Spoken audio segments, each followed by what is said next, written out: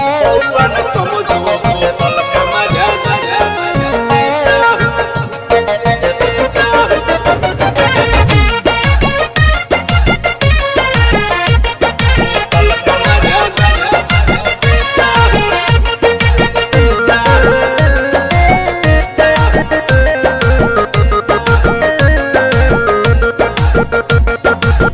फगुनी बयारिया में निकल बहरिया में, फगुनी बयारिया में निकल बहरिया में, मड़ई में अपना होटल का मजा देता हूँ। पौआ न समझो बोतल का मजा देता हूँ, पौआ न समझो बोतल का मजा देता हूँ।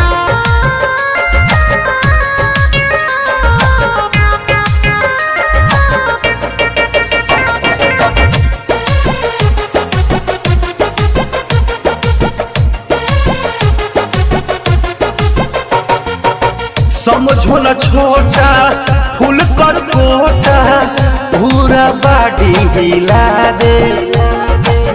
एक पिचकारी से कितने कुम्हारी को थोड़ा थोड़ा सबको पिला दे।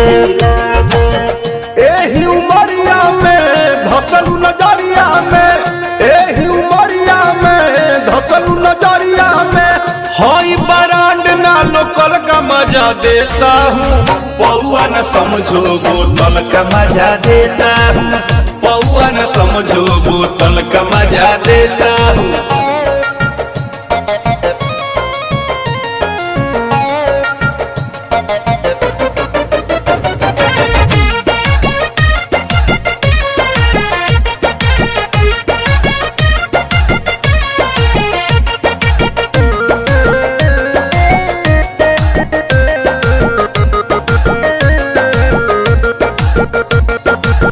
एको बूंद जाई मजा पड़ी आई, करब तू हमारे डिमांड हो।